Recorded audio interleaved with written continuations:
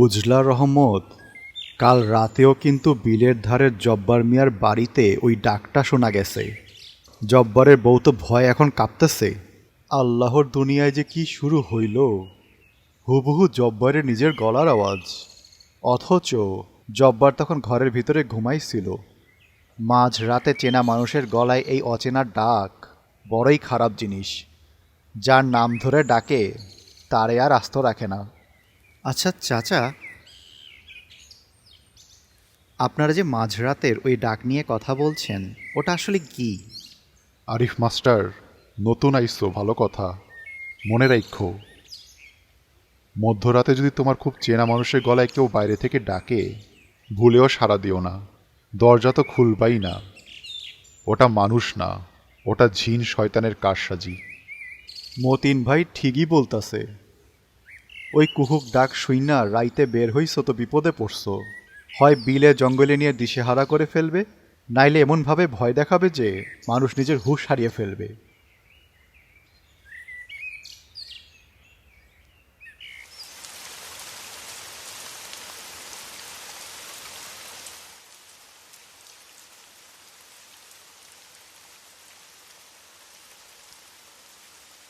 আরিফ সাহেব, আজ আপনাকে একটু অন্যমনস্ক লাগছে। কোনো সমস্যা? ঢাকায় পরিবারের কারোর শরীর খারাপ নাকি? না হুজুর, সবাই ভালো আছে আলহামদুলিল্লাহ। গতকাল বিকেলে চায়ের দোকানে এক মুরব্বির মুখে একটা বিষয় শুনলাম। রাতে নাকি চেনা মানুষের গলায় অচেনা কেউ এসে ডাকে আর লোকজনকে বিভ্রান্ত করে। এটা শুনে মনে একটা খটকা আর হালকা ভয় কাজ করছে। ইসলাম কি এসব আসলেই সমর্থন করে? শুনুন আরিফ সাহেব, ভয় পাবেন না। দেখুন, ইসলামে জিন জাতির অস্তিত্ব সত্য। এদের মধ্যে কিছু দুষ্ট জিন বা শয়তান থাকে যারা মানুষকে নানাভাবে বিভ্রান্ত করতে পছন্দ করে। গ্রামের মানুষ যেটাকে রাতের বেলা অচেনা মানুষের ডাক বলে ভয় পায়, তা আসলে শয়তানের এক ধরনের ধোঁকা বা ওয়াসওয়াসার বাহ্যিক রূপ। কিন্তু হুজুর, এদের থেকে বাঁচার উপায় কি? যদি কখনো আমার সাথে এমন হয়? মনে রাখবেন আরিফ সাহেব, শয়তানের ক্ষমতা আল্লাহর ক্ষমতার সামনে কিচ্ছু না। শয়তান সবচেয়ে বেশি ভয় পায় মুমিনের ঈমান আর আল্লাহর কালামকে। যদি কখনো এমন ডাক শোনেন, ভয় পেয়ে ঘাবড়ে যাবেন না। মন শক্ত করে আয়াতুল কুরসি, সূরা ফালাক আর সূরা নাস পড়বেন।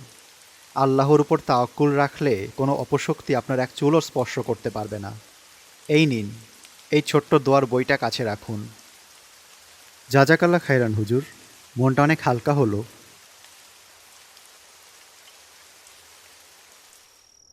রাত তখন 2:30।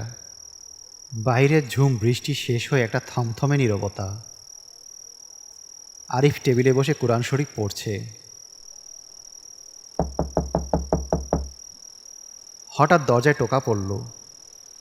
এত রাতে কে দরজায়?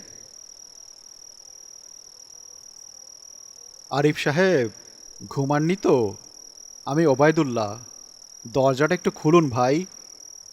হুজুর, এত রাতে কোনো বিপদ হলো নাকি মাদ্রাসায়?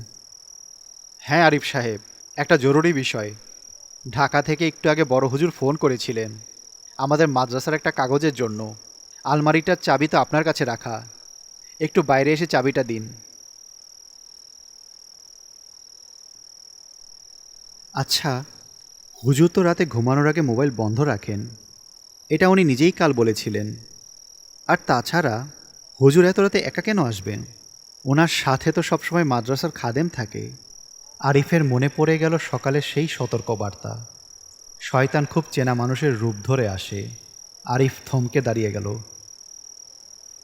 হুজুর, আপনি একটু দাঁড়ান, আমি খাদেম শফিককে ডেকে নিয়ে আসছি। ও চাবিটা নিয়ে আপনার অফিসে যাবে। আরিফ সাহেব, খাদেমকে ডাকতে হবে না। আমি বলছি দরজাটা খোলো, চাবিটা দাও। এত দেরি করছো কেন? না, আমি দরজা খুলব না। তুই যে হস, আল্লাহর কালামের সামনে তোর কোনো ধোঁকা খাটবে না। তোর এত বড় সাহস, তুই আমার হুকুম অমান্য করিস? ভয় পাওয়া যাবে না, আল্লাহ আমার সাথে আছেন। মুহূর্তের মধ্যে ঘরের ভেতরে হারিকেনের আলোটা দপ করে নিভে গেল। পুরো ঘর ঘুটঘুটে অন্ধকার।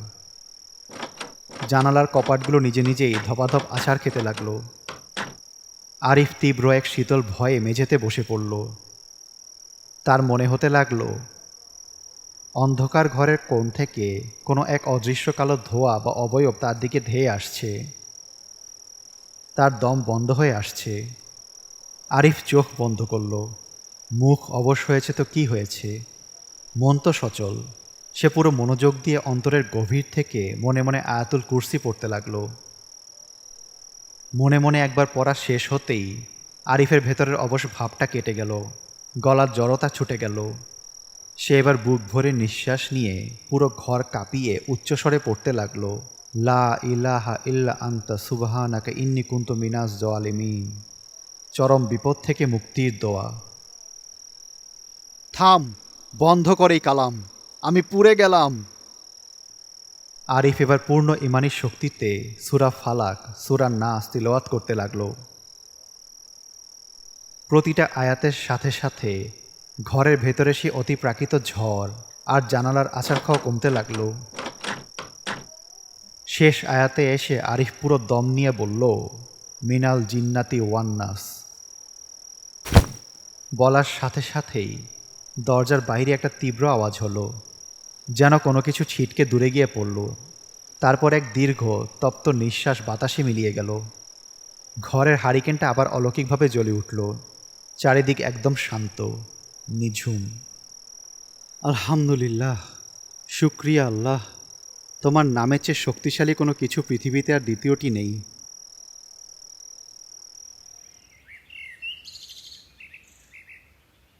আলহামদুলিল্লাহ, আল্লাহ আপনাকে এক বিরাট পরীক্ষা এবং বিপদ থেকে বাঁচিয়েছেন আরিফ সাহেব। রাতের ঘটনাটা আসলে শিউরে ওঠার মতো ছিল। হুজুর, রাতের ওই মুহূর্তে যখন আপনার গলা হুবহু নকল করে ও চাবির অজুহাত দিল, আমি তো প্রায় বিশ্বাসই করে ফেলেছিলাম। শয়তান যে এত নিখুঁত আর যৌতিক ফাঁদ পাততে পারে আমার ধারণাই ছিল না। এটা শয়তানের আসল রূপ আরিফ সাহেব। সে কখনো সরাসরি কোনো কুৎসিত বা ভয়ঙ্কর রূপ নিয়ে এসে আপনাকে বলবে না, আমি শয়তান, আমার ফাঁদে পা দাও। সে আসবে অত্যন্ত চেনা, আপন এবং যুক্তিক রূপ ধরে, যাতে আপনার মনে কোনো সন্দেহের অবকাশ না থাকে। সে আপনার মায়া, আপনার দায়িত্ববোধ কিংবা আপনার দুর্বলতাকে পুঁজি করে আঘাত করবে। হুজুর, যখন আমার মুখটা একদম অবশ হয়ে গিয়েছিল, কোনো আওয়াজ বের হচ্ছিল না, আমি তো ভেবেছিলাম আমি আর বাঁচব না। হ্যাঁ, সেখানেই তো মুমিনের আসল পরীক্ষা। যখন মুখ বন্ধ থাকে, তখন অন্তরের গভীর থেকে যে তাওয়াক্কুল বা আল্লাহর উপর ভরসা তৈরি হয়, তা আল্লাহর আরশ পর্যন্ত পৌঁছে যায়। আর আল্লাহর কালামের সামনে কোনো অপশক্তি কখনোই টিকতে পারে না। আলহামদুলিল্লাহ হুজুর, এই ঘটনা আমার চোখ খুলে দিয়েছে। আমি আজ বুঝলাম, কুসংস্কার বা অমূলক ভয় কোনো সমাধান নয়। সমাধান হলো সঠিক সময়ে সঠিক ধর্মীয় জ্ঞান আর সচেতনতা। একদম ঠিক বলেছেন। রাসূলুল্লাহ সাল্লাল্লাহু আলাইহি সাল্লাম আমাদের ঘুমানোর আগে চারিদিকে সুরক্ষার জন্য যেসব আমল শিখিয়েছেন, তার গুরুত্ব কতখানি তা আপনি নিজে আজ প্রমাণ পেলেন। এই অভিজ্ঞতা আপনার ঈমানকে আরও মজবুত করুক। চলুন, ক্লাসের সময় হয়ে গেছে। আরিফ মুচকি হেসে হুজুরের সাথে কামরা থেকে বের হলেন। বাহিরের সকালের আকাশটা আজ তার কাছে অন্যদিনের চেয়ে বেশি উজ্জ্বল আর নিরাপদ মনে হলো।